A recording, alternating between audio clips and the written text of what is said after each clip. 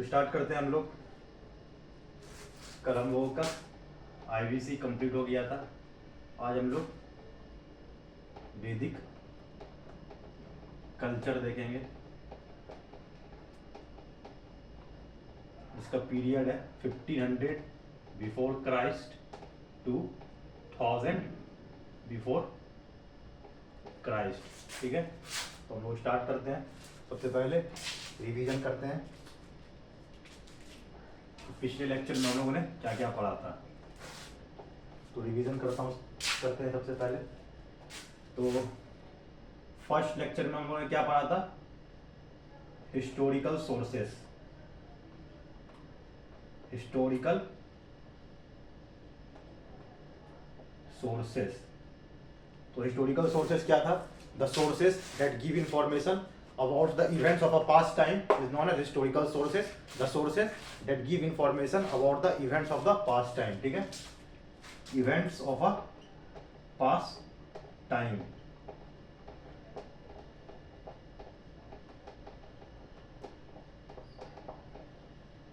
उसके बाद फिर मैंने बताया था कि हिस्टोरिकल सोर्सेज का क्लासिफिकेशन हम लोग देखे थे। क्या देखे थे हम लोग? हिस्टोरिकल सोर्सेज का classification. First one is archaeological. Archaeological, ठीक है।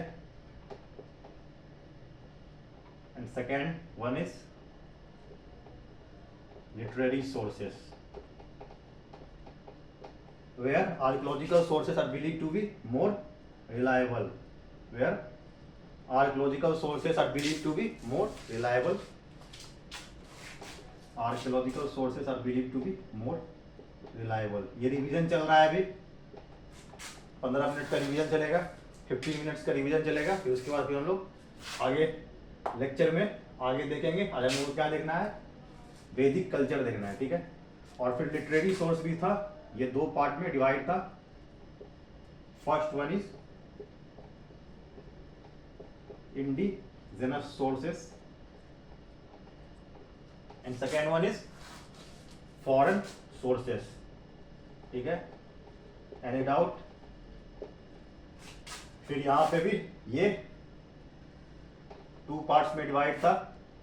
First one is religious and second one is secular, ठीक है। रिलीजियस में ब्राह्मण text,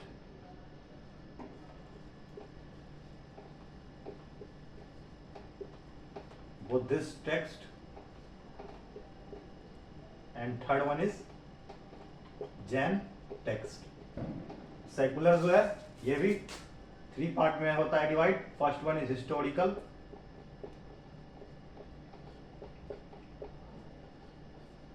second one is semi historical, third one is biographical.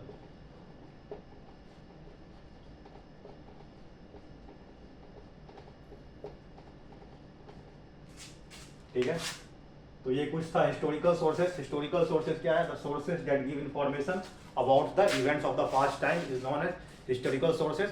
Historical sources are of two types: archaeological sources and literary sources. Where archaeological sources are believed to be more reliable. फिर literary sources भी दो part में divide होता है: indigenous sources and foreign sources. फिर indigenous sources भी दो part में डिवाइड होता है: religious and secular. Religious 3 part: ब्राह्मण, बुद्धिस्ट और Jain. Secular historical, semi historical and biographical. तो यहाँ तक हम लोग देखे थे, ठीक है। फिर बुद्धिस्ट टेक्स्ट के बारे में मैंने बताया था क्या? मिलिंद पनो। क्या बताया था? मिलिंद पनो। ये मिलिंद पनो क्या है?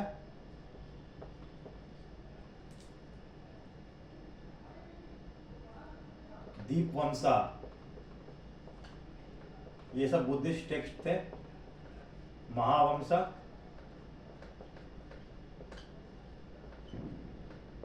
And third one is Tripitaka. तो ये सब कुछ बुद्धिस्ट टेक्स्ट हैं। इस पे अलग लेक्चर भी आएगा जब बुद्धिज्म पढ़ाऊंगा। तो मिलिंद पनो क्या है? A dialogue between Indo Greek ruler Menander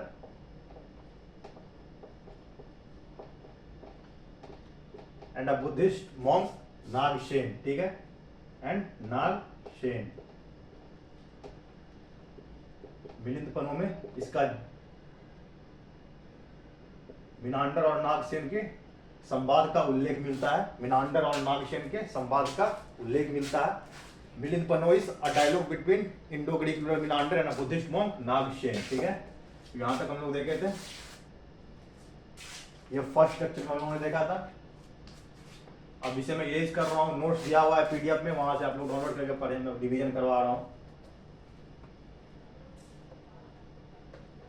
ये हम लोगों ने फर्स्ट लेक्चर में देखा था। फिर सेकेंड लेक्चर में हम लोगों ने क्या देखा था, IVC, इंडस वैली सिविलाइजेशन, ठीक है। फर्स्ट हम लोगों ने क्या देखा था, इनके नेम्स। पहला नेम तो इंडस वैली सिविलाइजेशन है, इसका पीरियड क्या था, 2350 before Christ to 1750 before Christ, ठीक है। इसकी पता कहाँ से लगाई गई है, कार्बन डेटिंग से। इसकी इंफॉर्मेशन कहाँ से मिली, कार्बन डेटिंग से इस पीरियड की इंफॉर्मेशन मिली है, ठीक है। नेम सब फर्स्ट नेम क्या था, Harappan civilization, because Harappa is the first discover site. Why Harappan civilization, because Harappa is the first discover site, Harappan civilization. दूसरा क्या था, ब्रॉन्ज एज सिविलाइजेशन, ठीक है, ब्रॉन्ज एज सिविलाइजेशन। थर्ड क्या था, third one is urban civilization, ठीक है। ये इसके कुछ नेम्स थे। फिर आगे हमने क्या देखा था, इनके साइट्स देखा था, east, west, north and south. The northernmost sites of Indus civilization are Manda. The northernmost sites of Indus civilization are Manda. ठीक है, मांदा कहाँ है, Chenab. Northernmost site of Indus civilization is मांदा। मांदा कहाँ है, चिनाब नदी के किनारे है, on the banks of Chenab river। कहाँ पे है ये, प्रेजेंट में जम्मू एंड कश्मीर, ठीक है। फिर ईस्टर्न मोस्ट साइट कौन सा था, आलमगीरपुर। ईस्टर्न मोस्ट साइट कौन सा था, आलमगीरपुर। ये कहाँ है, on the banks of Hindon river, Uttar Pradesh के सहारनपुर डिस्ट्रिक्ट में। वेस्टर्न शुष्का गेंदर, पाकिस्तान ईरान बॉर्डर, ठीक है। Southern, southern Daimabad. ये कहाँ है प्रेजेंट में, महाराष्ट्र। प्रेजेंट में ये कहाँ है, महाराष्ट्र, ओके। ये देखा था हम लोगों ने, ठीक है, सेकेंड लेक्चर में।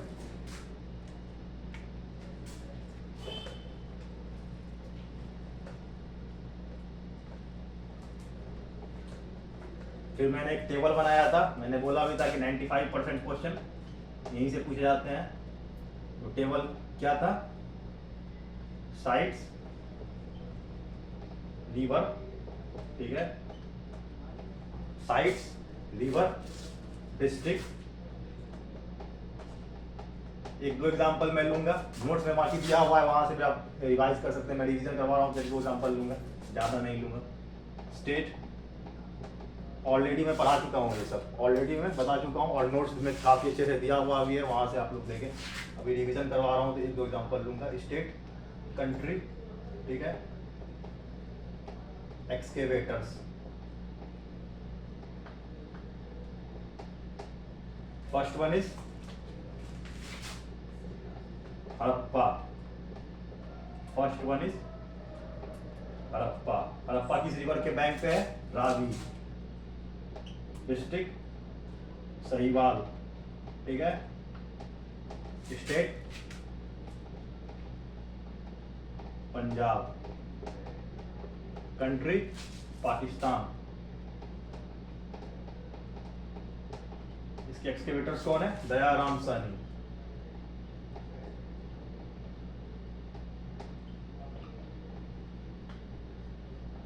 कब किया था, 19 21 में, ठीक है। फिर इसी तरह से दूसरा हमारा क्या है, मोहनजोदारो। मोहनजोदारो किस नदी के बैंक, किस रिवर के बैंक पे है, इंडस। डिस्ट्रिक्ट लड़कना, ठीक है। State Sindh, country Pakistan, excavators Rakhaldas Banerjee, ठीक है। फिर तीसरा कौन सा था हमारा, चमदारो भी किस बैंक, किस रिवर के बैंक पे है, इंडस। नवाब शाह डिस्ट्रिक्ट सिंध पाकिस्तान, मकाई। एक्सकेवेटर्स कौन है इनके, ठीक है। फिर मैंने बताया था ये 3 साइट्स कहाँ पे है, पाकिस्तान में है। ये 3 साइट्स कहाँ है प्रेजेंट में, पाकिस्तान में है, हड़प्पा, मोहनजोदारो एंड चमदारो। लास्ट एक इंडिया वाला ले लो, लोथल। ये चार्ट बना हुआ है, वहां से आप डिवाइड करिए। लोथल किस रिवर के बैंक पे है, भोगाबाद, अहमदाबाद। लोथल रिवर वाला सेक्शन यहाँ पे है, ये भोगाबाद, अहमदाबाद, गुजरात, इंडिया। एक्सकेवेटर्स कौन है लोथल के, SR राव। कौन है, SR राव। कब किया इन्होंने, 1954 में। चलो अब मैं आगे बढ़ता हूँ। ये सब कुछ नोट्स में दिया हुआ है, ये सारा कुछ नोट्स में दिया हुआ है PDF लिंक में, वहां से आप डाउनलोड कर लीजिए। अच्छे से नोट्स में दिया हुआ है, वहां से रिवीजन करें। मैं बार बार रिवीजन करवा रहा हूँ। तो हम आज के लेक्चर को देखते हैं। ये सब कुछ मैंने पहले ऑलरेडी पढ़ा चुका है, 2 लेक्चर में। नोट्स में दिया हुआ है, PDF लिंक से वहाँ डाउनलोड करके पढ़िए। और ये सब मैं पढ़ा चुका हूँ ऑलरेडी, 2 लेक्चर में हमारा कंप्लीट हो गया है ये सब। और हम लोग आज के लेक्चर को देखते हैं। आज का हमारा लेक्चर रहेगा कौन सा, वैदिक कल्चर। वैदिक कल्चर, इसका पीरियड क्या है, 1500 before Christ to 600 before Christ, ठीक है।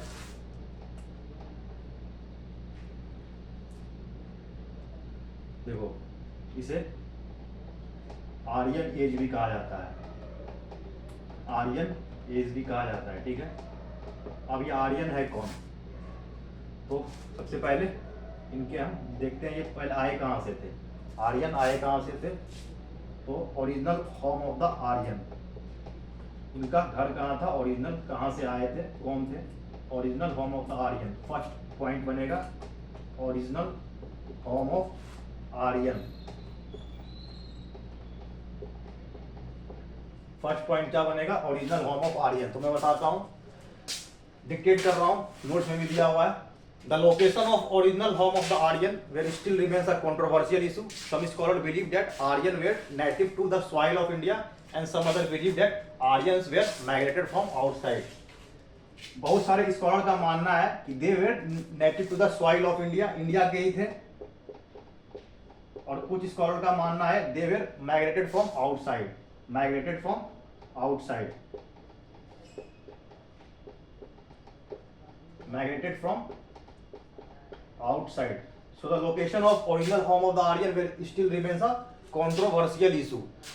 बहुत विद्वानों का अलग मत है, कुछ विद्वानों का अलग मत है। किसी का मानना है कि ये इंडिया के निवासी थे, किसी का मानना है ये माइग्रेटेड फ्रॉम आउटसाइड। अब आउटसाइड कहां से, तो central Asia,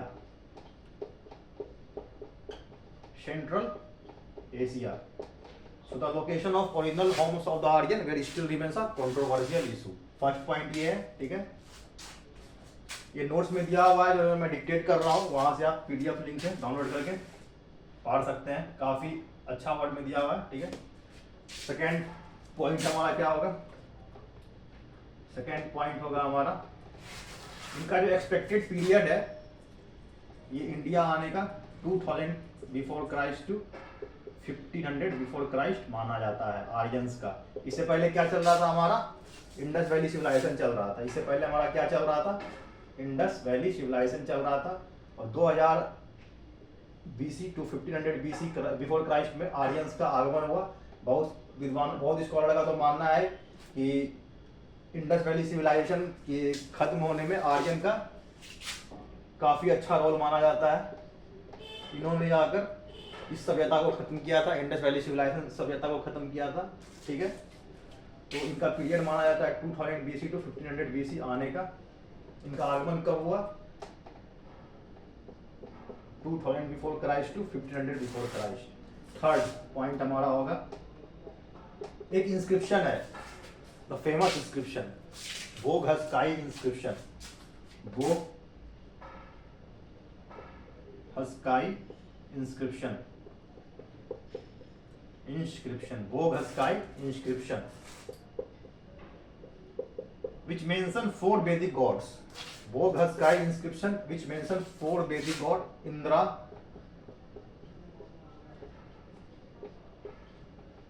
Varun, Mitra and Nax. Prove Central Asian theory as their homeland. इनका मानना है कि ये बोग हस्काई इंस्क्रिप्शन में दिया हुआ है कि ये सेंट्रल एशिया के निवासी थे, ये सेंट्रल एशिया के निवासी थे, वहीं से माइग्रेट होकर यहाँ पे आए थे। ठीक है, इससे पहले हमारा आईबीसी चल रहा था। आईबीसी को खत्म करने में इनका एक इंपॉर्टेंट रोल माना जाता है। ठीक है, तो ये 13 पॉइंट इंपॉर्टेंट हो गया। फिर चौथा पॉइंट एक इंपॉर्टेंट है, सेंट्रल एशिया से आकर सबसे पहले ये the group that come to India first settle in present frontier province and then Punjab. Punjab that time called as Saptasandam, the region of 7 rivers. They live here for many centuries and gradually pushed into the interior in the central valley of Ganga and Yamuna. ठीक है, they live here for many centuries and gradually pushed into the interior of Ganga and Yamuna. ठीक है, तो जो पहला group था वो कहाँ आया था, इनका जो फर्स्ट ग्रुप था ये कहाँ पे आया था, present frontier province, present frontier province. उसके बाद ये कहां बसे आकर, पंजाब में। उसके बाद ये कहां बसे आकर, पंजाब में। और पंजाब को उस टाइम सप्त सैंधव कहा जाता था।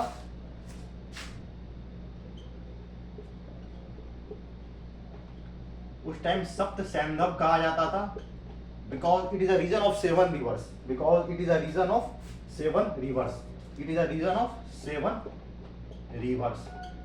So the group that come to India first settle in present frontier province and then Punjab that time called as Saptasandha, group of region of 7 rivers. They live here for many centuries and gradually pushed into the interior of central valley of Ganga and Yamuna. ठीक है, ये notes में दिया हुआ है, जो मैं dictate कर रहा हूँ नोट्स में दिया हुआ है, वहां से आप पीडीएफ लिंक से डाउनलोड करके पढ़ सकते हैं। तो ये 4 पॉइंट इंपॉर्टेंट हो गया यहाँ से।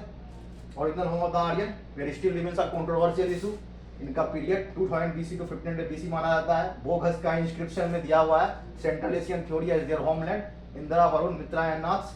The group that come to India first settle in present frontier province then called Punjab that time called as Saptasandha river, Saptasandha region, that is region of 7 rivers. They live here for many centuries and gradually pushed into the interior of central valley of Ganga and Yamuna. ठीक है, ये important point हो गए। अब आगे हम लोग देखते हैं।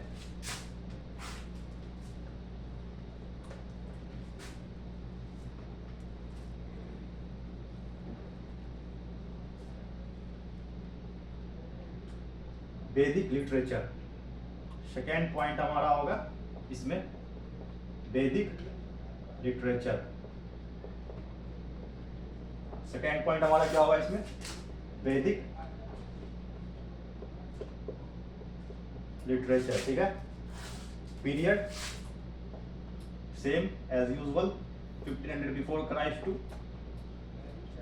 1000 बिफोर क्राइस्ट। ओके, अरे यार 1500 टू 1600 बिफोर क्राइस्ट, क्योंकि ये 2 पार्ट में डिवाइड है। ठीक है, Vedic literature, it is presumed that Rigveda was composed while, इसमें हम लोग generally Vedic literature comprises 4 literary production. First point इसमें है इट कंप्राइजेस 4 लिटरेरी प्रोडक्शन।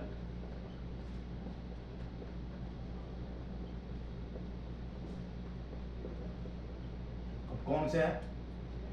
शमितास और वेदास,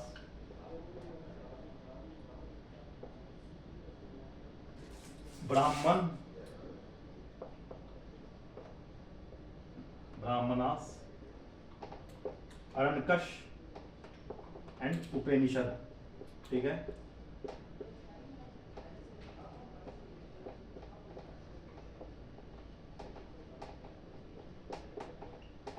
सो वैदिक लिटरेचर कंप्राइजेस 4 लिटरेरी प्रोडक्शन, संहितास और वेदास, ब्राह्मण्स, अरण्यकश एंड उपनिषद। ठीक है, फर्स्ट पॉइंट हमारा ये है। दूसरा पॉइंट हमारा होगा इसमें वैदिक लिटरेचर कंप्राइजेस 4 लिटरेरी प्रोडक्शन, संहितास और वेदास, ब्राह्मण, अरण्यकश एंड उपनिषद। ठीक है, फर्स्ट पॉइंट हमारा ये होगा इसमें। सेकंड पॉइंट हमारा it is presumed that Rigveda was composed when Aryans were still in the Punjab. ठीक है, माना जाता है कि ऋग्वेद जो है कंपोज कब हुआ? जब आर्यन पंजाब आ चुके थे। ऋग्वेद कब कंपोज हुआ है? जब आर्यन पंजाब आ चुके थे। दूसरा पॉइंट हमारा ये है, आर्यन जब पंजाब आ चुके थे। It is presumed that Rigveda was composed while Aryans were still in the Punjab. ठीक है, ये हमारा दूसरा पॉइंट हो गया। थर्ड पॉइंट हमारा होगा, इसे मैं अलग लेता हूं। दो पॉइंट ये हो गए 4 लिटरेरी प्रोडक्शन, संहिता और वेदास, ब्राह्मण, अरण्यकश एंड उपनिषद। संहिता और Vedas, Brahmana, Aranyakas and Upanishad. Rigveda was composed while Aryans were still in the Punjab. ठीक है, अब मैं इसे इरेज कर रहा हूं, अलग से बता रहा हूं फिर से। तीसरा पॉइंट जो काफी इंपॉर्टेंट है, यहां से हमारा इंपॉर्टेंट स्टार्ट होगा। थर्ड इसमें जो काफी इंपॉर्टेंट है, दे आर 4 वेदास। ठीक है, there are 4 Vedas, there are 4 Vedas. First one is Rigveda, first one is Rigveda, second one is Samaveda, third one is Yajurveda, third one is Yajurveda,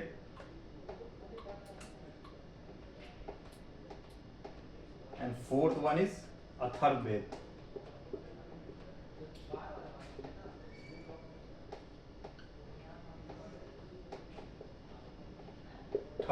fourth one is Atharvaveda. Rigveda, Samaveda, Yajurveda, Atharvaveda. ठीक है, अब एक एक करके सारे वेद को देखते हैं।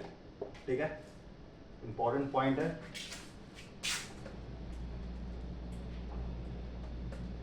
एक एक करके सारे वेद को देखते हैं। ऋग्वेद सबसे पहले हमारा फर्स्ट वन इज ऋग्वेद। ठीक है,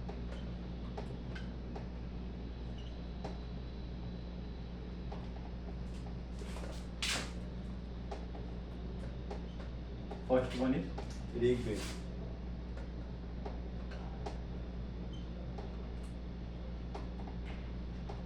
ऋग्वेद जो है the oldest text in the world,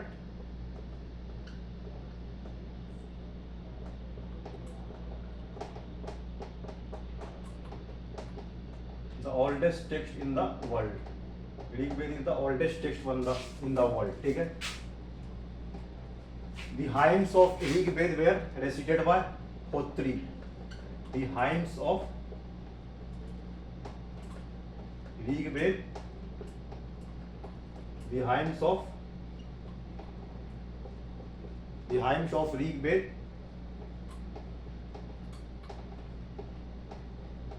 were recited by Hotri। काफी इंपॉर्टेंट है, पूछा जाता है एग्जाम में।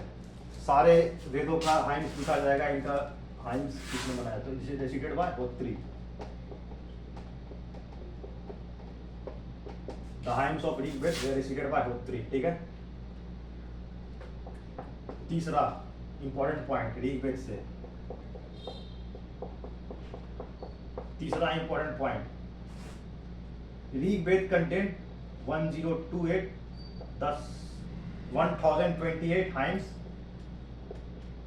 Rigveda content 1028 hymns and 10,580 verses.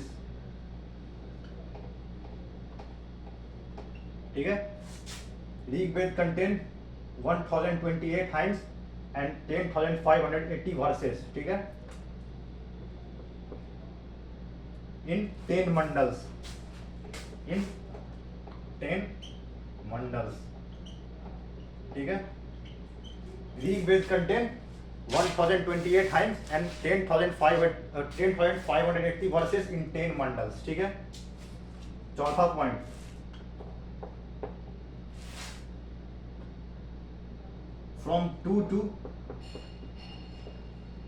from second to seventh mandals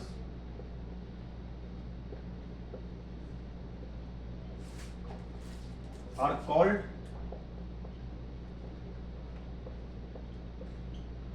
मूला ग्रंथ.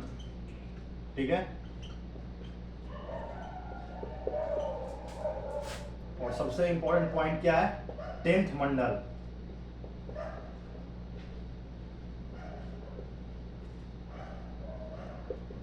टेंथ मंडल. ठीक है, 10th मंडल में जो है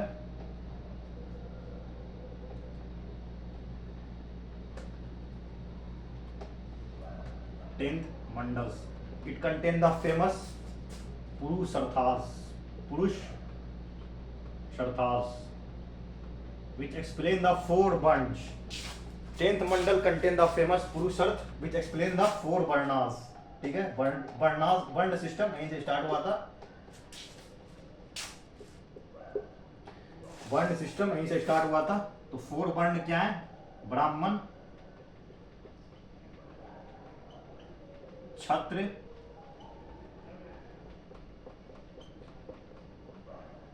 वैश्य एंड शूद्र.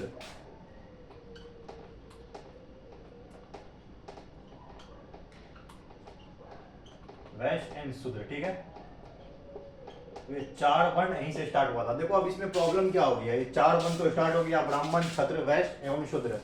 ब्राह्मण, क्षत्रिय, वैश्य एंड शूद्र. ठीक है, तो इसमें प्रॉब्लम क्या था कि वैदिक एज जो है ये 2 पार्ट में डिवाइड है. First one is Rigvedic age. ठीक है, फर्स्ट वन इज, कॉन्सेप्ट समझना काफी इंपॉर्टेंट है. ऋग्वेदिक एज पीरियड है 1500 before Christ to 1000 before Christ. ठीक है, और सेकेंड है हमारा, आप इसे जल्दी नोट कर लो, फिर इसे मैं इरेज करता हूं क्योंकि ये नीचे हो जा रहा है, कंफर्टेबल नहीं हो पा रहा है. बाकी नोट्स दिया हुआ है, पीडीएफ लिंक पे, जल्दी से छाप लो. बहुत नीचे हो रहा है तो कंफर्टेबल नहीं हो पा रहा है. बाकी नोट्स दिया हुआ है पीडीएफ लिंक में, वहां से आप सारे पॉइंट्स लिखे हुए अच्छे से, वहां से आप डाउनलोड करके पढ़ सकते हैं. तो मैं बताता हूँ इसमें प्रॉब्लम क्या हो गया. ये 4 वर्ण में ऋग्वेद का पीरियड, अभी इसे इरेज कर रहा हूँ, चलो मैं इसे इरेज करता हूँ, 1 मिनट टाइम देता हूँ.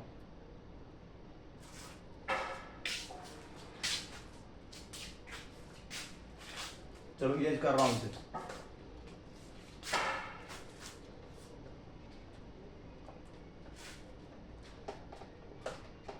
तो 4 वर्ण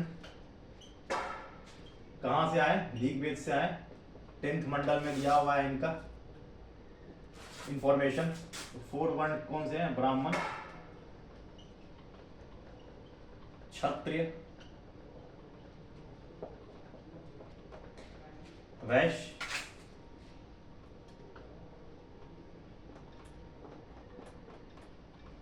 and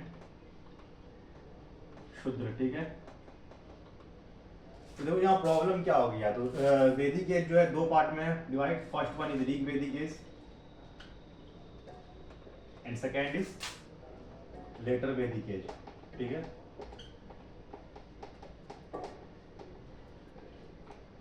$1500 before Christ to 1000 before Christ, and it is 1000 to 600.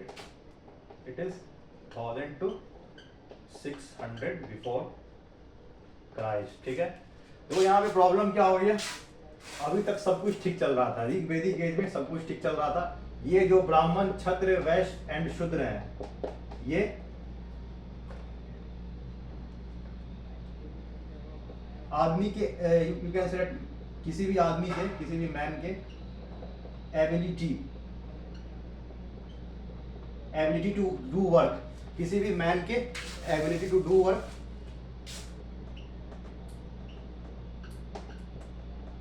And their liking on, उनके पसंद आने पे, एंड देयर लाइकिंग ऑन। ठीक है, देखो अब ब्राह्मण किसे कहा जाता था, teacher and priest were referred to as Brahmana. Teacher and priest that time, teacher and priest, teacher शिक्षक और पुजारी, शिक्षक और पुजारी उस टाइम ब्राह्मण की कैटेगरी में आते थे। ठीक है, और देखो क्षत्रिय कौन थे, ये थे हमारे Brahman. Teacher and priest at that time, teacher and priest were referred to as Brahmans at that time. Teacher and priest were, शिक्षक और पुजारी उस टाइम ब्राह्मण की कैटेगरी में आते थे। अब क्षत्रिय कौन थे, क्षत्रिय थे rulers and administration, rulers and administrators, rulers and administrators were referred to as Kshatriya at that time, administrators.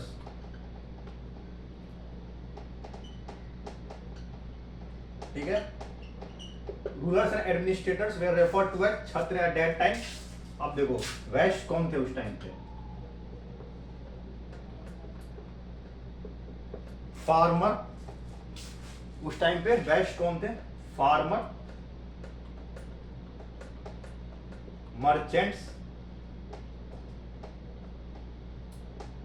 And bankers were referred to as, farmer, merchants and bankers were referred to as Vaish at that time. Brahman, teacher and priest were referred to as Brahman. Rulers and administrators were referred to as Kshatriya at that time. And merchants and farmer, merchant and banker were referred to as Vaish at that time. Shudras. Who were Shudras?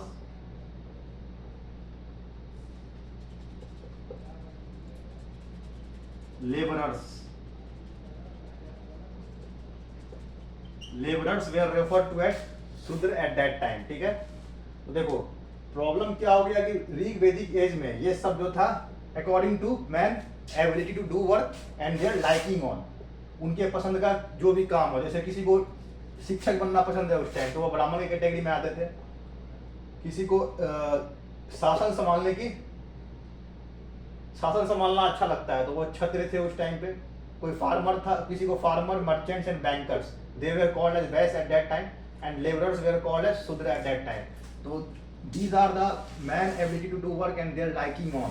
ठीक है, member of same family, इस period में members of same family, अब किसी भी परिवार में मानो 4 सदस्य है। ठीक है, किसी भी परिवार में मानो 4 सदस्य है, किसी भी फैमिली में 4 मेंबर है, A, B, C and D। अब A जो है उसे टीचर बनना है, प्राइस्ट बनना है तो वो ब्राह्मण कहलाएंगे उस टाइम, और बी जो है जिसे रूलर और एडमिनिस्ट्रेटर बनना है वो क्षत्रिय कहलाएंगे, सी जिसे फार्मर बनना है वो वैश्य कहलाएंगे, जिसे लेबर बनना है वो डी शूद्र कहलाएंगे। सबसे नीचा वर्ण ये था शूद्र। ठीक है, उस टाइम पे तो मेंबर ऑफ सेम फैमिली, इसका मतलब क्या हो गया, member of same family belongs to different profession.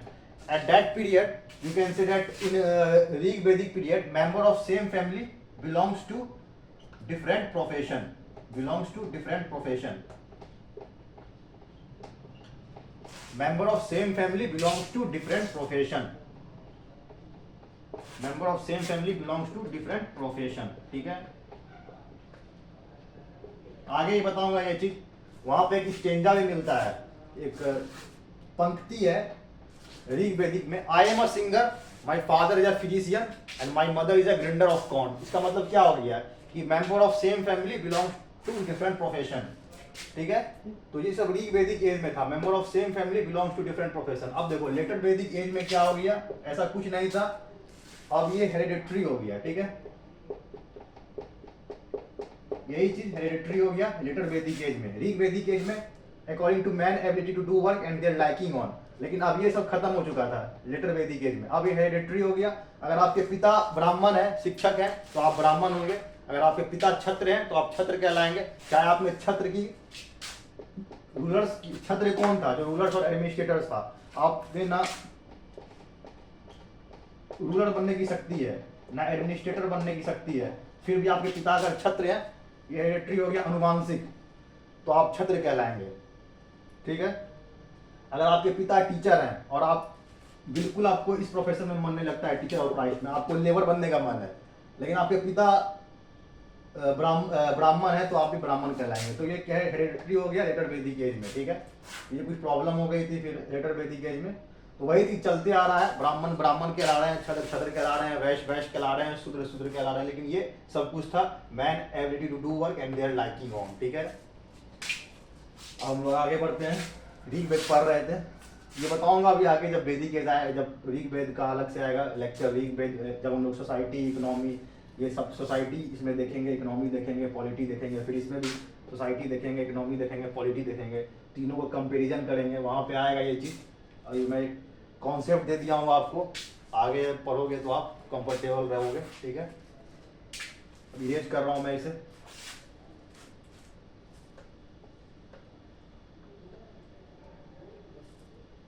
तो ऋग्वेद में हम लोग देख लिए 4 वर्ण आ गए, ब्राह्मण, क्षत्र, वैश्य एंड शूद्र। आप देखते हैं Samaveda.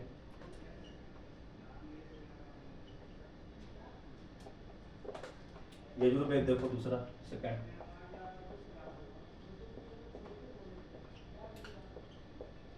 Yajurveda is a book of sacrificial prayers.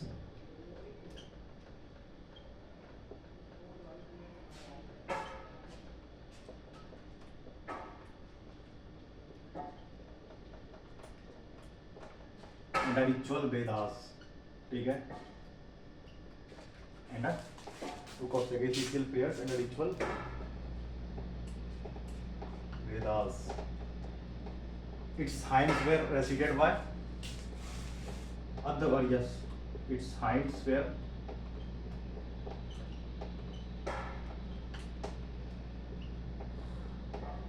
recited by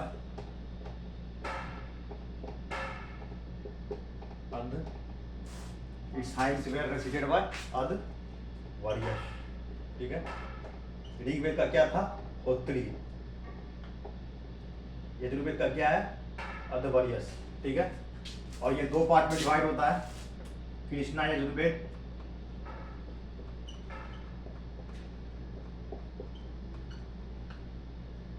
ये हाइंस वाला याद कर लेना भाई, बार बार पूछा जाता है। ऋग्वेद का क्या था?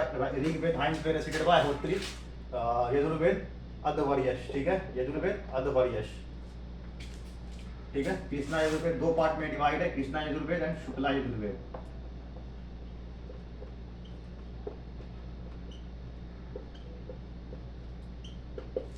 ठीक है। कृष्णा यजुर्वेद है, शुक्ला यजुर्वेद। ठीक है। अब थर्ड हम लोग देखते हैं सामवेद।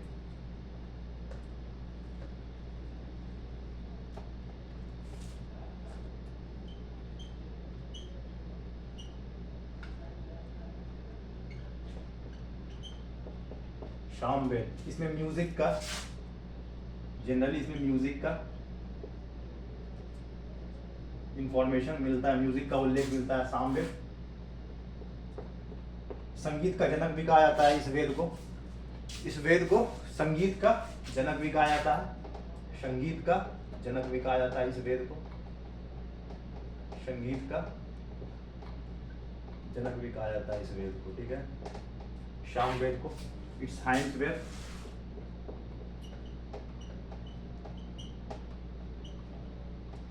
रेसिटेड बाय उद्गत्री। क्या नाम है? Its hymns were recited by उद्गत्री।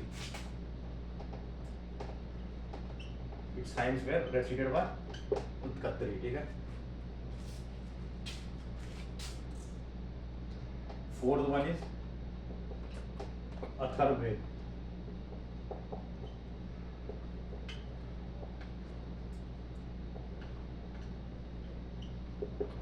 देखो सामवेद में एक और चीज है, इसमें 1500 1549 वर्सेस हैं, ठीक है, 1549 वर्सेस है। वहां पे कितना था, ऋग्वेद में कितना था, 1028 वर्सेस एंड 10,528 हाइम्स, ठीक है,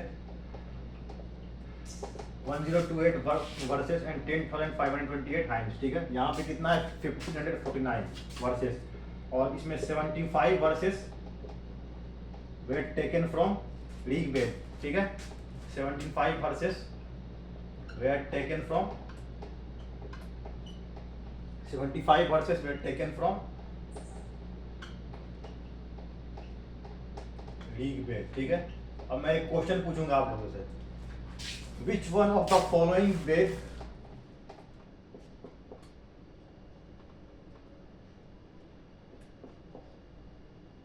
which one of the following question है, ठीक है, पूछ चुका है एग्जाम में इसलिए पूछ रहा हूं, which one of the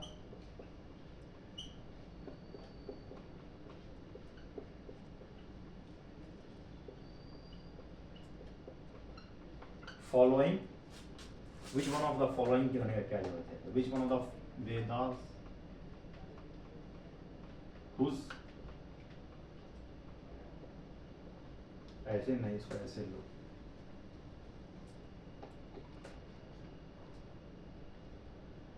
which Veda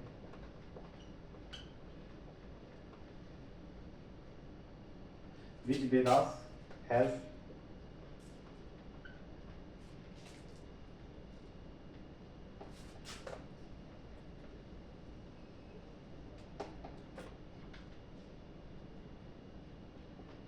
from which Ved some verses of शाम वेद आर टेकन, ठीक है।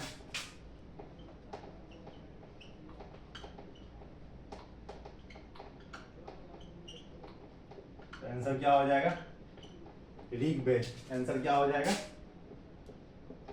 ऋग्वेद, आंसर क्या हो जाएगा हमारा, ऋग्वेद।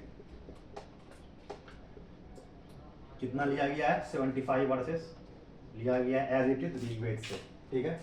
ये पूछ चुका है एग्जाम में इसलिए बता रहा हूं, ठीक है। ये सामवेद हो गए, अब लास्ट में देखते हैं अथर्ववेद।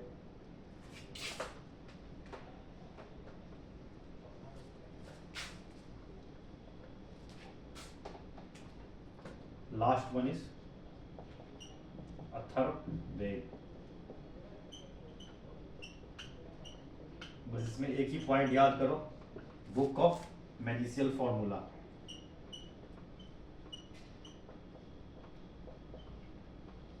बुक ऑफ जादू टोना का उल्लेख मिलता है इसमें, बुक ऑफ मैजिकल फॉर्मूला,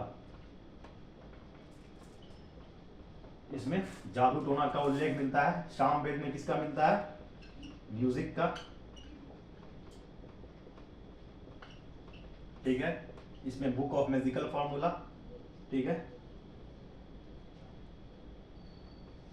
तो ये कुछ हो गया हमारे 4 वेद कंप्लीट, ऋग्वेद, सामवेद, यजुर्वेद, अथर्ववेद, ये हमारा कंप्लीट हो गया है वेद। और इसके नोट्स दिए हुए हैं, नोट्स आप लोग वहां से डाउनलोड करके पढ़ लीजिए। ऐसे मैं रिवीजन करवाता हूँ बार बार ही आप लोगों को एग्जैक्ट क्लास में, ठीक है। अब कल हम लोग देखेंगे इसके सेकेंड पार्ट को।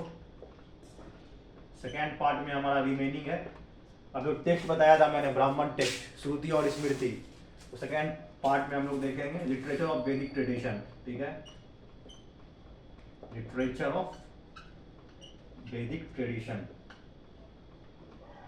लिटरेचर ऑफ वैदिक ट्रेडिशन, जिसमें कंप्राइजेस 6 लिटरेरी, ठीक है। सबसे पहला है संहितास और वेदास,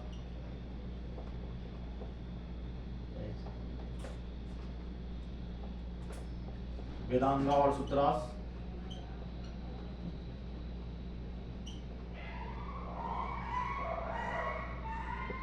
स्मृति, धर्मशास्त्र, महाकाव्यास, पुराणास, उपवेदास एंड 7 दर्शन, ठीक है। हम लोग कल देखेंगे इसे। 6 वेदांगा है हमारे पास, 6 वेदांगास, ठीक है, six school of Indian philosophy known as सात दर्शन, ठीक है, कल देखेंगे ये सब।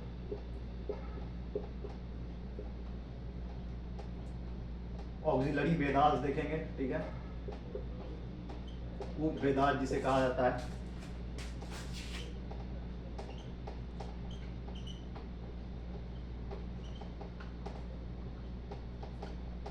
कल हम लोग ये सब पॉइंट देखेंगे सेकेंड पार्ट में। फिर हमारा कल ये कंप्लीट हो जाएगा वैदिक कल्चर। फिर हम लोग ऋग वैदिक एज और लेटर वैदिक एज पढ़ेंगे। फिर हमारा ये कंप्लीट हो जाएगा 2 लेक्चर में। फिर हमारा महासन पदार्थ स्टार्ट होगा। फिर हमारा महासन पदार्थ स्टार्ट होगा। चलो नोट्स से रिमेंबर करो, पीडीएफ लिंक में दिया हुआ है नोट्स, वहां से डाउनलोड करके पढ़िए उसे, ठीक है। चलो गुड नाइट, कल मिलते हैं फिर।